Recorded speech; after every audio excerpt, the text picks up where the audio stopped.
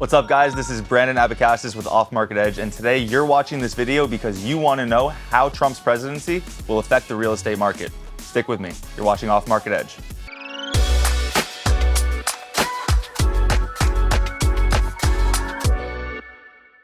Hey guys, welcome back to the channel. If you haven't yet, click that subscribe button down below. And if you have already subscribed, thank you so much for helping the channel grow. I can't wait for you guys to see what we have in store in the future.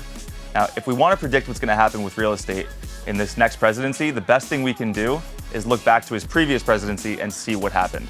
During Trump's last presidency, we saw several significant impacts on real estate. The market experienced substantial growth in many areas, partly due to low interest rates and tax reforms. The Tax Cuts and Jobs Act of 2017 had major implications for property owners, particularly in high-tax states like New York and California. We also saw strong performance in commercial real estate and luxury markets. However, let's remember that real estate markets are affected by numerous different factors. So let's take a look to see what might happen this time around. Now, whether you're a buyer or seller, the biggest thing you're probably concerned with are the interest rates.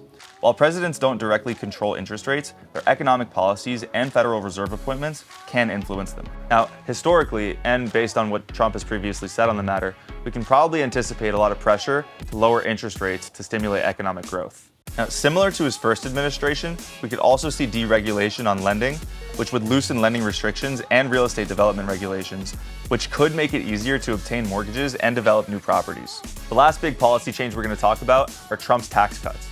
Now, if they're anything like the tax cuts from his first administration, we should see massive property tax benefits, which would make owning real estate that much more attractive for you. So, let's discuss how these changes could possibly affect the real estate market. First, in the residential housing market, affordability and availability might be affected by lending policies and economic conditions. First-time homebuyers could see changes in loan programs and down payment requirements, making it easier for you to get your foot in the door. Now, on the higher end of the residential market, you have the luxury market. Luxury homes have typically responded very well to tax cuts and deregulation. Now, the high-end luxury market will see increased demand if corporate profits rise and wealth-friendly policies are implemented. Now, the last market we're going to talk about is the rental market. Now, a lot of the people that I've worked with over the past few years have told me that they're renting now, waiting for the rates to go down and the prices to go down because stuff is just too expensive. Once the rates go down, people are going to want to buy houses. They're not going to want to rent. They're going to think it's a good time to buy. That means there's going to be less demand for rent. That means rent is going to come down and be more affordable. Now, remember, every state is not the same. Every market's not the same. You may live in a place where the rent is affordable. Now, I'll give you guys an example. I'm in South Florida, and what we've seen here is home prices keep going through the roof. Interest rates are still high.